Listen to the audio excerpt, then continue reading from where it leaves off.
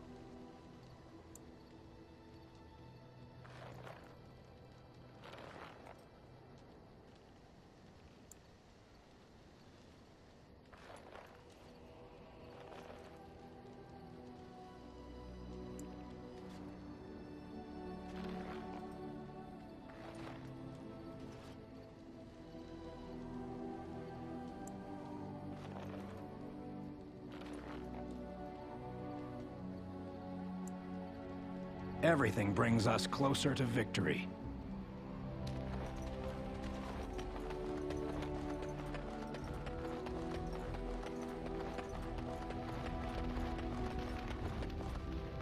I have a thought. We have an opportunity that I believe we should take advantage of. To the point. My mother was once divested of a particular grimoire by a most annoying Templar hunter. It occurred long before I was born, but even today, Flemeth speaks of the loss with great rage. With the circle of magi in such disarray, it occurs to me that this might be the perfect time to recover the tome from their possession, for surely it eventually ended up in their hands.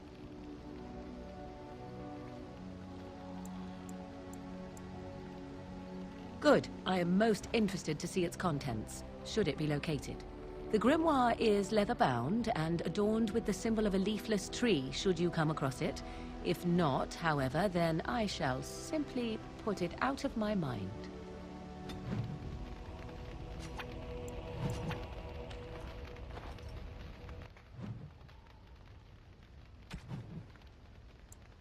Interesting. Interesting. Interesting. A fine gift. You have my thanks. Interesting. A terrible notion. What? You found Flemeth's grimoire? When I spoke of it to you, I did not truly hope... This is a most fortuitous event. You have my thanks. I will begin study of the tome immediately. Secrets. My mother has many of them, and this tome represents the one time that they were able to get away from her. I do not intend to squander this opportunity to learn more than Flemeth wished me to know.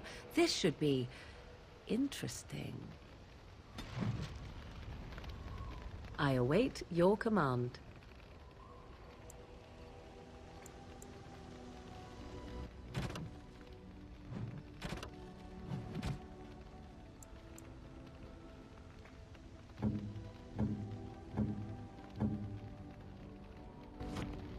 What have you there?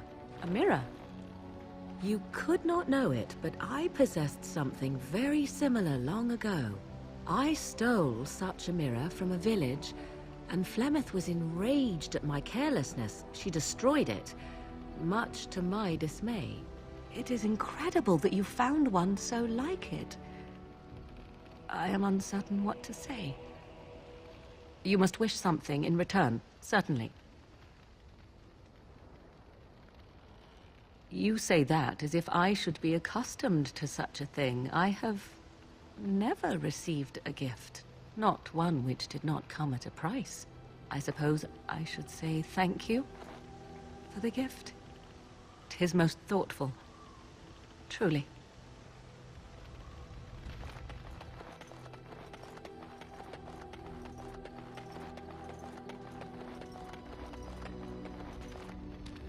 There you are. Wanted to talk to you. You and I, you know how sometimes you spend time with people and things.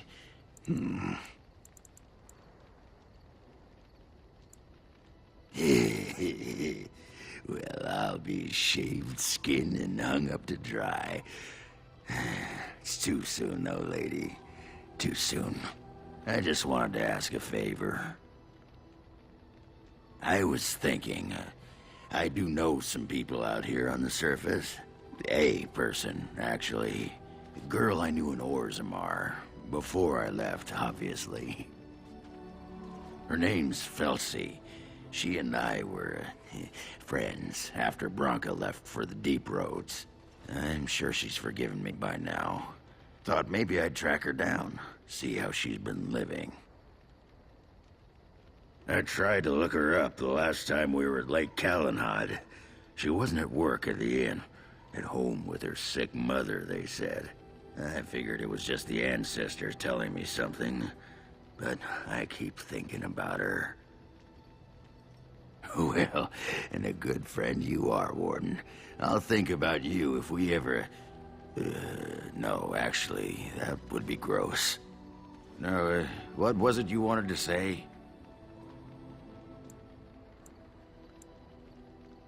Aye, all right then.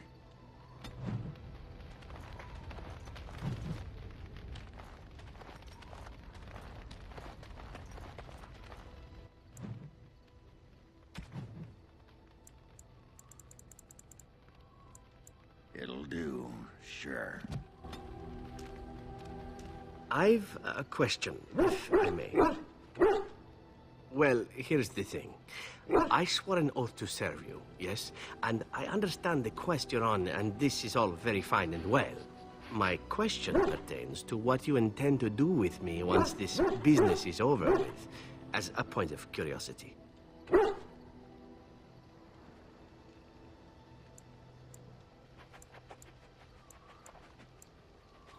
Could I? And what if I didn't wish to leave?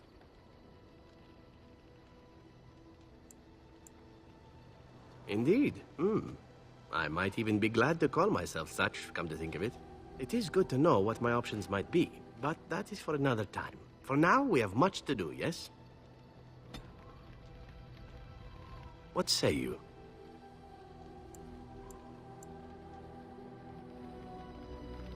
What say you?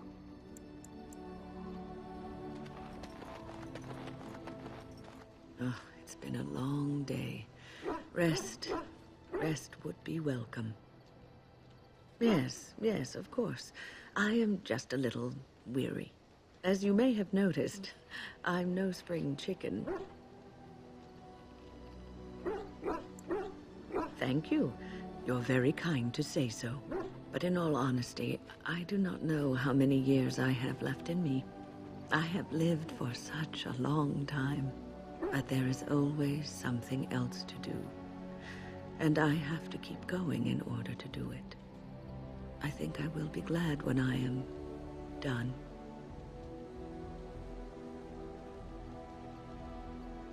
Oh, I don't know. I really don't. Have you encountered many abominations, apart from the ones in the Circle Tower? Ah, yes, Connor, of course. The first time I saw an abomination, my blood turned to ice. It was months before the nightmares stopped. It was the knowledge that I could easily become one of them that frightened me the most. One slip. All it takes is one slip, and everything you are is simply gone, replaced by madness. And there is no turning back, or at least that's what they say. Of late, I have begun to wonder if there is any way an abomination can be cured, or if a mage could be so possessed and still retain their sanity, their humanity.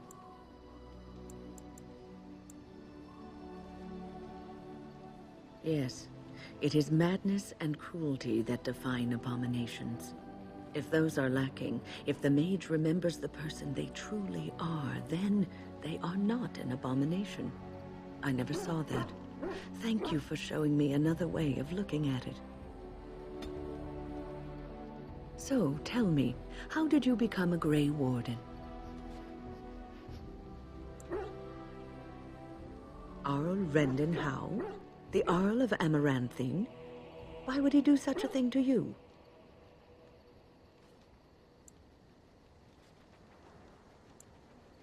You are the last of the Couslands?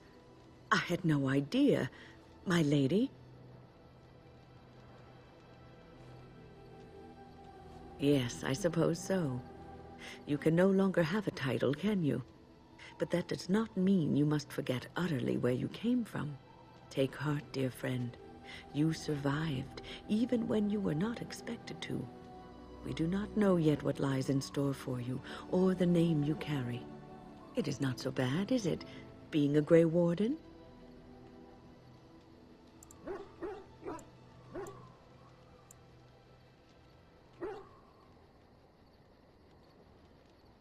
Sometimes it gives me comfort to think that everything will end up the way it's supposed to.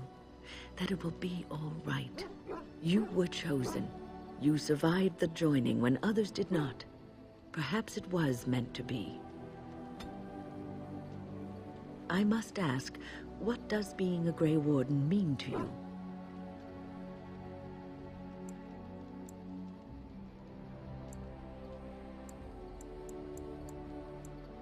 If that is your goal, then I'm afraid you will be a poor Grey Warden indeed. Ultimately, being a Grey Warden is about serving others, about serving all people, whether elves or dwarves or men.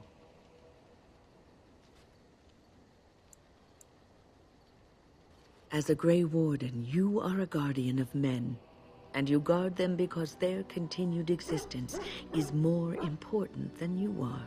Thus it is you who serves, not they. A good king, a true king who cares for his land, uses his power to rule firmly but fairly. He serves his people first and foremost.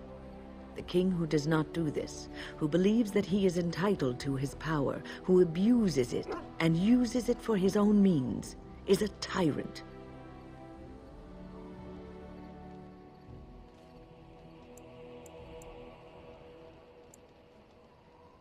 If you live apart from others, and your actions affect only you, then you may do as you wish. But if you have power, influence, and strength, your every action will be as a drop of water in a clear, still pond. The drop causes ripples, and ripples spread. Think of how far they will go, how wide they will become, how will they affect the pond. But I've lectured enough for today. I should stop before I wear out my welcome.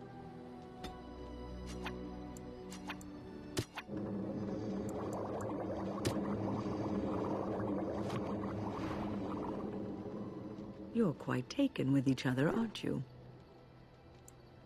It's hard not to notice the doe-eyed looks he gives you, especially when he thinks no one's watching.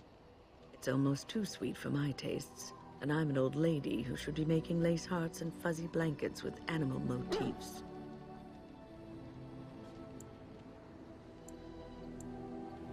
I've noticed your blossoming relationship, and I wanted to ask you where you thought it was going. Alistair is a fine lad, skilled in battle, but quite inexperienced when it comes to affairs of the heart. I would hate to see him get hurt.